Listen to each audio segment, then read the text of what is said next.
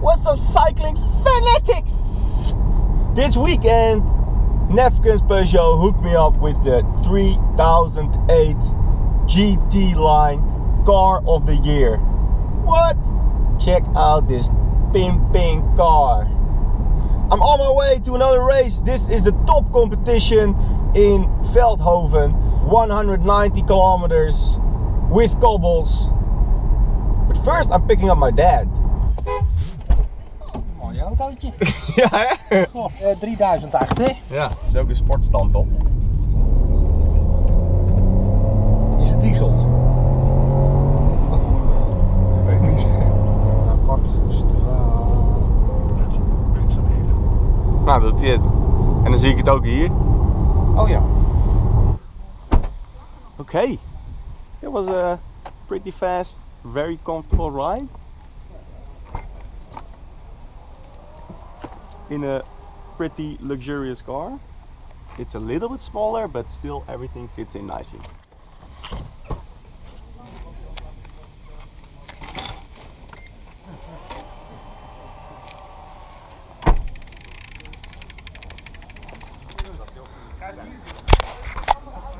Everybody's getting ready. 186 kilometers with 4 loops, 2 big loops and 2 small loops of only 11 kilometers. So there's going to be a fast finale. We're with 8 riders in the team today. So we've got a big team. This is a top competition, which is a high level. We've got the Continental teams present today. So it's going to be another good race to check the form, I guess. Alright, here we are at the start of this race, 186 kilometers. At the top right you can see the track layout. It was a big southerly loop and then a big northerly loop and then 2 local loops of 11 kilometers, and we were even crossing Belgium in this race. You can see all my data displayed on the screen. On the bottom you see the power, on the left bottom you can see the RPMs, the speed, distance into the race, my heart rate, and at the top left you'll see the time into the race. This was the neutralized zone. There was about 3 kilometers of neutralization, and this is the top competition, so there's 7 Continental teams present and 10 club teams. Every team is racing with 8 riders, so we have bigger teams. You can have more influence with a team, and the level was high. Now guys, while you're watching this video, drop me a like on this video and make sure you subscribe to the channel so you don't have to miss out on any next videos. So this was when the neutralization was over, and you can see the speed will go up straight away. Basically when they wave the flag, everybody just puts on the gas, and right here we're already doing like close to 60 kilometers an hour. But in the back of the peloton that's still not that hard. But right here you can see the speed is pretty high, and most of the race was covered by trees. The weather conditions of today was very warm and not that windy. Pretty much everywhere we had the shelter of the trees, so there was not a lot of wind influencing this race. This was a tricky moment. On the left, 2 guys just hit each other, tumble into the bushes, big crash. Only after 13 minutes into this race. And every time you get behind a crash, you get held back a little bit. And this time it wasn't that bad, so I had to push hard to just close this little gap, and I could rejoin pretty quickly. And then this 30 kilometers into the race, this was a big crash. A lot of guys spread out across the road, broken bikes, bottles everywhere, and I was behind it together with I think 2 teammates, and the peloton was just kept on going, and now there was a big gap. So we found a group pretty quickly, but we had to put in a really big effort to make it back to the peloton. This was a pretty important part of this race because it's so early in the race, and then you have to spend so much energy to just get back into the race while everybody else is just drafting in the peloton. So not very nice to get behind a crash in the beginning of the race, but you have to continue to get back. So the rules in these races are you can go behind a team car to get back into the peloton, but you can never pass other riders behind a car to get back into a front group. So for example, I'm in a breakaway getting a flat tire, and another group passes me, or the peloton passes me, and then I get behind the car. I need to rejoin in the peloton. I cannot rejoin all the way back into the breakaway. So yes, you can go behind the car, but only up to a certain point. But all the team cars right now are behind the guys that are spread across the road after the crash. So there's no team cars to help us out, and it takes a while until they reach us. So we just try to keep on going really fast, and yeah, I was pretty much waiting for the team car to help us out. So right there you can hear the horn. That's the jury, the judges. And then there's a couple other team cars. Probably these team cars didn't see anyone of their team in our group, so they just passed us. Here there's a couple other cars, and this is where I start drafting behind the car. The best position is to be right behind the car. So right here I'm in a good position, and you can get the most draft just by riding as close to the bumper as you can. I'm on the handlebars, looking up through the car and over the roof of the car to see if there's anything coming up that they need to brake for. And of course the driver in the car will pay attention not to step on the brakes. They all have experience riding with or driving with people behind them, so they know what they're doing. Right here we're getting a nice pace up until we get close to the peloton, and then right here there's a corner. All the cars go to the side, let us pass, and then we pretty much rejoin with the peloton. So right here we're back in the peloton, everything is still together, and right there on the right you can see the sign of Belgium. We're crossing the border into Belgium. It was a small section in Belgium. An hour and a half into this race, and this is the first cobble section. And these cobble sections were pretty tough. So the middle of the road is like super bumpy, and the sides are these smaller bricks, and they're a little less bumpy. So everybody's riding on the side of the road, and the shelter is a little bit less here on the right. But the wind was from the left, so it wasn't that bad. But there's other sections where the wind is coming from the open area, and you pretty much had no draft from the guy in front of you, and the speed was pretty high. So these cobble sections were pretty tough. And then I tried to stay on the side as much as possible. Sometimes I pass somebody on the middle, and you could just see how bumpy it is. Really, after this, I don't know, 10 minutes on the cobbles, my hands and feet are really sore. I put in a pretty high pressure in my tires in this race. I'm still sort of testing out with different tire pressures for these long races, and I put it in a little bit more than last race, but on these cobbles this was very inefficient. You actually go a lot faster with low tire pressure than with high tire pressure, because you bounce around a lot less. So high pressure wasn't that efficient. Alright, 2 hours in the race, and right here is where the attacks were coming. I was in the front and I was just jumping on some wheels.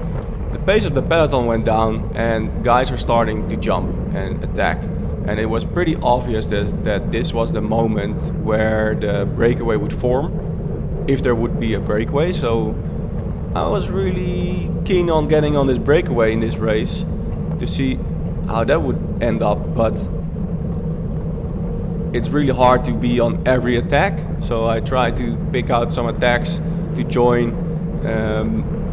My knowledge of the field is getting better with every race, but I'm still really unfamiliar with a lot of these guys, so I'm not really sure who to go with and who to let go. So it's hard. I'm trying to pick a couple attacks to jump on, and at the end I missed the big attack, the breakaway. Out of a couple smaller groups, there was a group of 20 riders formed somewhere at this point. Right at that moment I was too far back to join, and when I got back to the front there was like a big gap, and there was a rider in this breakaway from almost every team. When that happens, the teams will slow down the peloton, and if you attack they will just chase you and make sure you won't make it. So it's really hard to get into a breakaway when it's already formed and when they have a big gap and all these teams control the race. So after this breakaway is formed, I didn't know if there was a teammate of me in the break. So I fell back through the whole pack to see who was still with us and who was not. And right here I found Jordi. He was, I think, the only guy who could have been in there because he was with me in the front at that time. And I see him still in the peloton, so I went to talk to him what we're gonna do about the whole situation, if we were gonna be waiting for other people to close a gap, or if we were gonna be in the front trying to put some more pace or whatever. Besides us, Vlasman, another Continental team, missed out on the break as well. So we thought it was pretty much their job to put some tempo in this race and try to make it back. Try to get this breakaway back, and we held off for a little bit, and we thought maybe in the end of the race we'll go to the front and see if we can help them to close this gap to these 20 riders in the front. And then 3 hours into the race we're back on the same cobble section as before, and I was having a hard time. I was having a really hard time. Right now it's open, so there's no shelter. The wind wasn't that strong, but still, you don't have too much draft from the guy in front of you. And I was getting so tired. I went from thinking we could help out to close this gap to pushing super hard and trying not to get dropped. I was on my limit. You can see my heart rate 192. I was just having a really bad moment in this race. I'm just holding on as much as I can. Right here you can see other guys getting dropped. They just cannot hold up the high pace and they need to slow down. Moving over to the left side, trying to be on whatever side is best to be behind other riders, and I need to close this gap fast before I get dropped pretty hard, because if you get dropped here you probably never get back. It's about 50 kilometers to the finish, so another hour and we're there. And right here you can see how stretched out the field is. Everybody is single file on the side of this road, and the speed that's displaying right now is not correct. That's a GPS malfunction, because we're doing like 45 kilometers an hour. Everybody is behind each other, and right here we're approaching the end of the cobble section, which was very nice, because then the field would spread out a little bit and there was more of a pack to draft behind. I could try to recover a little bit. I've been spending like, I don't know, 15 minutes above my threshold, so bye goes my energy. And so I was really happy to be off these cobbles. Also because my hands and feet and my ass was pretty much hurting from the bouncing on these little bricks. Right here we got other people on the side with drinking bottles. During the whole race we had some great support from our team to help us get some bottles. And even after this cobble section it was still all single file. It wasn't really slowing down. There was a team in front who was really pushing hard to close the gap, I think. I don't know, but whoever was in front, they were riding on a very high pace. Alright, coming back into the start-finishing town. Right here is the finishing street, and we've got 2 laps of 11 kilometers to go. 2 laps of 11 kilometers, and I'm getting a lot of cramps. It's only like half an hour left to the finish, but from like the last hour. I was having cramps and I was fighting against it. I was shaking my legs the whole time, trying to get rid, but it wouldn't go away. I was trying to drink a little bit more and trying to stay behind. Right here I'm catching another bottle. Thank you very much. Drinking a little bit more and then staying in the back to recover as much as I can. All these efforts from the crash and over the cobbles, they just took so much energy out of me that I think I was done. So the fatigue just gets into your muscles, and at some point the nervous system says, hello, you can do it yourself, bye bye, and your muscles just don't react in the right way anymore, and that's when you start having cramps. So right here I'm falling back through the peloton to be behind as much as I can, trying to fade out these accelerations. And just like here, after a corner I had to accelerate, but I felt like when I was pushing harder, my muscles would just cramp up, so I tried to put down minimum amount of power and let some guys pass me, so I could give my muscles a little bit of rest.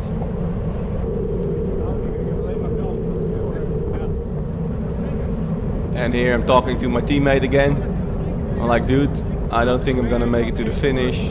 I've got cramps the whole time, and you're probably on your own, which was too bad. Unfortunately, we didn't have a lot of teammates left because there was a couple guys stuck behind the crashes and involved into the crashes. So we had broken wheels, broken bikes, and a couple guys had to quit the race, unfortunately. So it was on me and Jordi to try to get a finish as good as we could together. But I'm just really staying behind right now. Even clicking out with my feet to shake out the legs because it was really bad.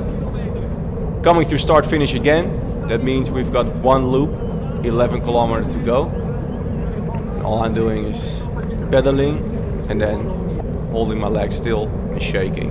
Pedaling, holding my legs still and shaking. Drinking a lot, trying to stay in the back, trying to do as least as possible. And as you can see here, I'm all the way in the back, and there's a couple other guys that are doing the same. And then, I don't know, like 4 kilometers to the finish, I started to feel a little bit better. I felt like the cramps were going away, and I decided just to make it, or try to push it to the front and see what I can do. I wasn't gonna quit without a battle. I was gonna try to still get in front out there for a field sprint, even though I probably don't have a sprint left, but I'm gonna do whatever I can. So here I'm back to my teammate. He was about halfway the group. I'm like, hey Jordi, I'm back on your tail, and then he made a great effort right here, pushing and riding us to the front of the pack, and I was back into the race. So right here is pushing very nicely all the way to the front of the pack. We've got like 3 kilometers left, and I felt like crap, but well, the cramps were a lot less, and I was trying to make it as best as I could. Right here was a sketchy moment. We wanted to be on the left of this mid-berm right here because the next turn is going to the left, so everybody was gonna move over to the left side of the road right now. Right here we're getting very close to the finish. Fast turn here to the left. This is why we wanted to be on the left. I see this guy accelerating, passing the field, so I just follow him and then trying to draft as much as I can. Overhead, the road right here is the flag for 1 kilometer to go, so it's getting very close. Unfortunately, you don't see the speed. I don't know what's going on with my data, but you can still see my heart rate and my power. I had some GPS malfunctions in this race. Right here you can see people are pushing each other, trying to make some room for themselves. A roundabout coming up, guys are going on the left, and I'm following on the right, making up a couple places. But right now I'm getting stuck. I don't really have anywhere to go because the right side is a curb, and on the left side there's a guy. And right here, there's gonna be another guy on the left. I can't really pass, and I don't have a sprint left, so I'm just pushing whatever I have. I'm just following the pack. The finish is coming up, but I can't really do anything. I'm just sitting and pushing right now. And then even this guy, he's falling back through the pack, and I have to go around him. So another like 5 riders overtake me on the left. That was the finish. I got 22nd, so still a pretty good finish in a very high level race as this race today. Holy crap-peroni. I think the last 20Ks of this race were really hard. I was having such a terrible cramps again. A lot of people have been suggesting like take more water, take magnesium, try this, try that. Believe me, I'm trying everything. It's warm and the race was 186 kilometers, 45k an hour average speed. First, I don't know, like 2 hours were pretty easy, but after that speed went up and I was having a hard time. The last loop we went over the cobbles. Right before I was thinking like, oh, I'm gonna help this other team to close the gap to the breakaway, and then on the cobbles I was like, holy crap, I'm just trying not to get dropped. I was on my limit, really hard. So these last 2 loops I was just in the back of the peloton trying to drink a lot, and I was shaking my legs the whole time like this, trying to get the cramps out. I think I still got like top 25. This race was different than last week, so there's more Continental teams and it's very noticeable in the race. More organized, every team has 8 riders instead of 5. So different teams can really control the race. And when that break of like 20 riders got away and we were not in it, pretty much every team had a guy. So nobody wants to pull anymore.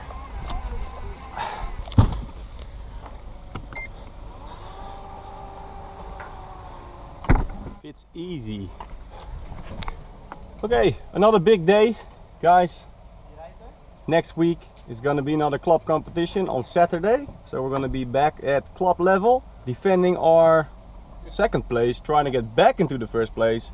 Go check it out, subscribe to the channel, and I'm gonna see you next time. See ya!